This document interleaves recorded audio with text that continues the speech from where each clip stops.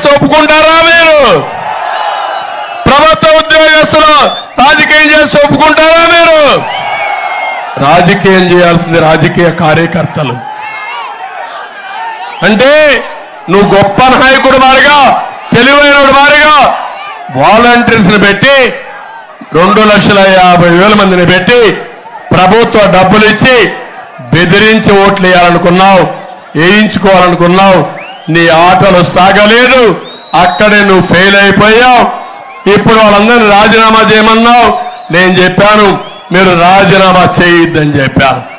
అందుకే 5,000 రూపాయలు వాలంటీర్లకు ఇచ్చే ఆందోళన 10,000 చేసిన పార్టీ తెలుగుదేశం పార్టీ కూటమి. స్వార్థపరుడు సైకో జగన్ నిస్వార్థంగా సేవ కోసం వాళ్ళకు డబ్బులు ఇచ్చిన పార్టీ తెలుగుదేశం పార్టీ. మేము వస్తే ఏది ఆగదు. జగన్ రెడ్డి ఆదాయం ఆగిపోతుంది, కరెంటు బిల్లు పెరగడం ఆగిపోతుంది, పన్నుల బాధలు ఆగిపోతుంది, ఇసుక మాఫియా అక్రమాలు ఆగిపోతాయి, మైనింగ్ మాఫియా దోపిడీ ఆగిపోతుంది, ఎర్ర చందనం స్మగ్లింగ్ ఆగిపోతుంది, కూల్చివేత హింస రాజకీయాలు ఆగిపోతాయి, గంజాయి డ్రగ్స్ దొరకవు. మేము ఉండంగానే రాగానే 100 రోజుల్లో గంజాయిని ఉక్కు పాదంతో అణిచివేసే బాధ్యత మాది. తప్పు చేసిన వాడిని మక్కెలు ఎరగొట్టి ఎక్కడ పెట్టాలో అక్కడ పెడతారని కూడా మీ అందరికీ హామీ ఇస్తున్నా. ఫైనల్ గా ఆగిపోయేది జగన్ ఫ్యాను. 13 తర్వాత ఆగిపోతుంది. గిరగిరా తిరగదు. తిరుగుతుందా గిరగిరా? ఫ్యాన్ గిరగిరా తిరగకపోతే నీకొచ్చే డబ్బులు ఆగిపోతుంది. అదే నీ బాధ.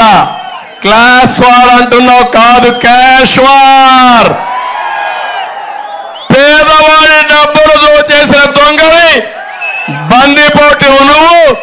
ఆ డబ్బులు మళ్ళా పేదవాళ్ళ కోసమే పెడతా, ఈ పేదవాళ్ళ సమక్షమని పెడతా, పేదవాళ్ళని ఆదుకుంటానని చెప్పి కూడా నేను మీకు తెలియజేస్తున్నా. తమిళు ఈ దొర పెట్టెల దొర ఒక మాట మాట్లాడుతున్నాడు. పెట్టెల దొర అనేది ఏమంటున్నాడంటే నేను ఇచ్చేవాడిని, నేను ఎక్కడ కొట్టేసేవాడిని కాదంటున్నాడు. ఒకసారి చూద్దామా ఈయన కథ. ఇడుపలపాయలో 600 ఎకరాలు దళితుల భూమిలో కొట్టేసిన దొర నువ్వే కదా అని అడుగుతున్నా. లేపాటి నాలెడ్జ్ జబ్బు పేరుతో 8,000 ఎకరాలు కొట్టేశాడు. కడపలో బ్రహ్మిణి స్టీల్ పేరుతో 10,000 ఎకరాలు కొట్టేశాడు. వ్యాంపిక్ సిటీ పేరుతో 28,000 ఎకరాలకి టెండర్ పెట్టాడు. విశాఖలో కార్తీక వనం, ఎన్సీసీ భూములు, ప్రేమ సమాజం, బే పార్కు, దస్బెల్ల భూములు, హైగ్రేవ్ భూములు 43,000 కోట్ల రూపాయలు కొట్టేసిన పెద్ద మనిషి. ఇప్పుడు అందుకే మీ భూమి పైన కన్నుబడింది.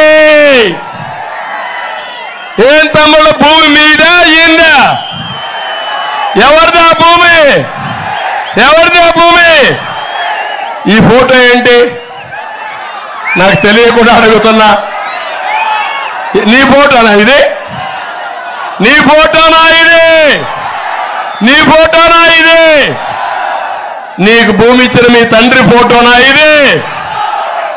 అంటే జగనన్న భూ హక్కు చట్టం అంట, ఆయన భూమి ఇచ్చాడంట నీకు. రోషం రాలా, కోపం రాలా, ఆవేశం రాలా, ఊగిపోవాలి ఇంటి చూస్తే. ఊగాలా లేదా? నేను మాట్లాడుతూ ఉంటే ఆయన ఏదో అందరికి అన్ని ఇస్తాడంట, ఇది దోచుకోడంట. నీ పెత్తనం నా భూమి పైనంట. నేను 14 ఏళ్ళు సీఎంగా పనిచేశా.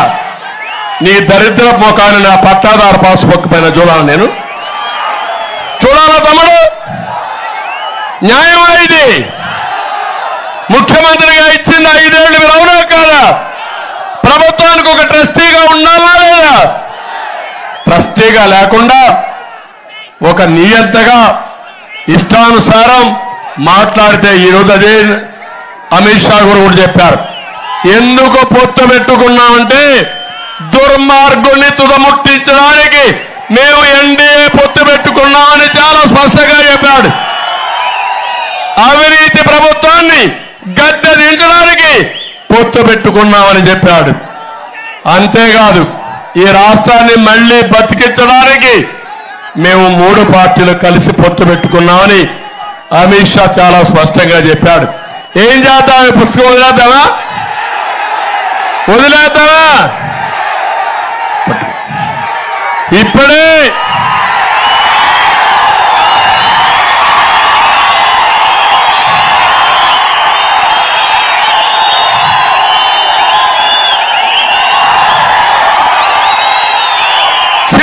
చిత్తుగా చేసి చెత్త బుట్టలో మారేద్దాం.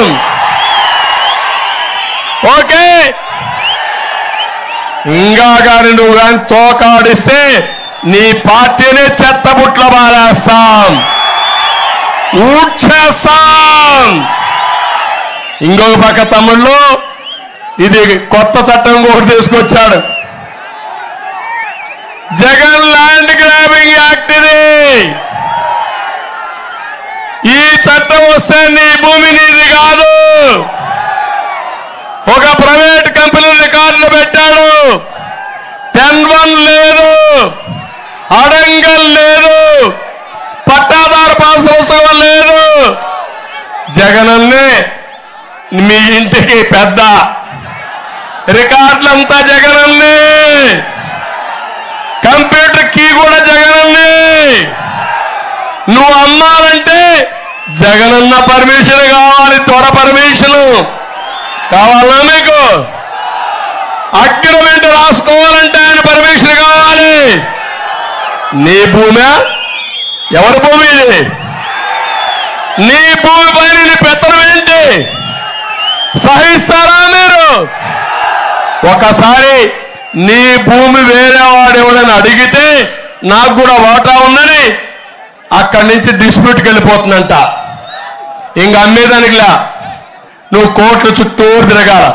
పనికి మాలోడికి ఓటేస్తే మీరు ఏం చేయాలో మీకే తెలియకుండా బాధపడే పరిస్థితి వచ్చిందంటే ఇలాంటి వాడు ప్రభుత్వాన్ని పరిపాలించడానికి అర్హుడా తమ్ముళ్ళు? అర్హత ఉన్న తమ్ముళ్ళు? మిమ్మల్ని వేధించుకొని కాల్చుకొని తినేవాడికి ఓట్లేస్తారా అని మిమ్మల్ని అడుగుతున్నా. వైఎస్ఆర్ కాంగ్రెస్ నాయకులు అడుగుతున్నా. నీ భూమి కూడా ఇంతే, నా భూమే కాదు. నీ భూమి కూడా జగన్ దగ్గరే ఉంటుంది. ఆయన ఆడమంటే ఆడాలా, ఎగరమంటే ఎగరాలా, గంతులేయమంటే గంతులేయాలా, రాసిమ్మంటే రాసిచ్చేయాలా. అందుకే జాగ్రత్తగా ఉండమంటున్నా. ఈ అవకాశాన్ని పోతే నేను ఒకటే చెప్తున్నాను, మీ మెడకి ఉరితాడేసి జగన్మోహన్ రెడ్డి ఇంట్లో రిమోట్ కంట్రోల్లో పెట్టేసుకుంటున్నాడు. మొన్నే చూశారా,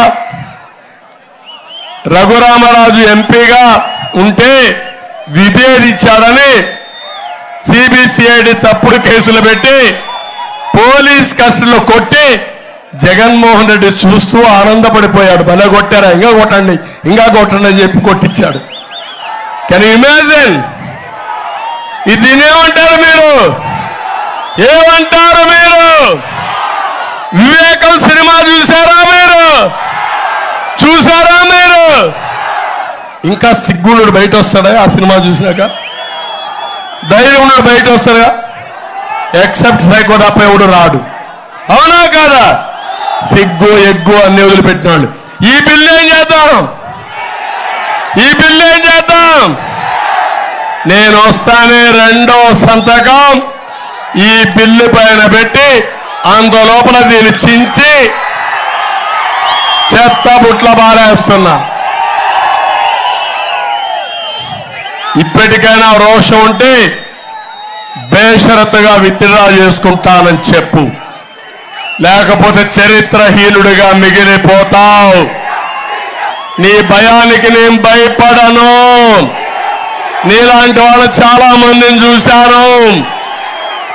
రాజకీయం తమాషా కాదు, రాజకీయం జవాబుదారీతనం. మీరు రాష్ట్రానికి ఒక ట్రస్టీ తప్ప నువ్వు నియంత కాదు. నా ఆస్తికి నీ పెత్తనం, నీ బోడి పెత్తనం చెల్లదని మరొక్కసారి హెచ్చరిస్తున్నా. ఒక ఆయన అంటాడు, ఆ బొత్స నోరు కూడా తిరగదు. ఎన్టీ రామారావు గారి ఫోటో ఎక్కడో టాయిలెట్ పెట్టారంట. దానికి దీనికి కంపారిజన్ చేసే బుద్ధి లేని మీరు ఆస్తులు కొట్టేయాలని చూస్తారా? మీరు ఆస్తులు కాపాడతా, వదిలిపెట్టను. మీ గుండెల్లో రైళ్లు పరిగెత్తిస్తా, మిమ్మల్ని నిద్రలేని రాత్రులు చూపిస్తా. ఖబర్దార్, జాగ్రత్తగా ఉండమని హెచ్చరిస్తున్నా. తమిళలో ఇవన్నీ చూసిన తర్వాత ఈరోజు ఒకటే మిమ్మల్ని అందరినీ కోరుతున్నా, ఇక్కడ సమస్యలున్నాయి. ఇప్పుడే మన జయచంద్రారెడ్డి గారు కొన్ని సమస్యలు చెప్పారు. ఆ సమస్యలన్నీ నేను ఒకటే హామీ ఇస్తున్నా, ఉద్యోగాలు క్రియేట్ చేస్తా.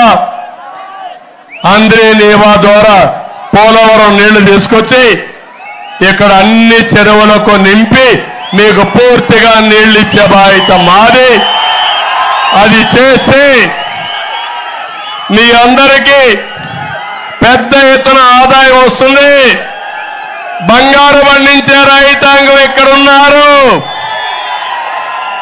మల్బరీ పట్టు పండిస్తారు, కూరగాయలు పండిస్తారు, పళ్ళు పండి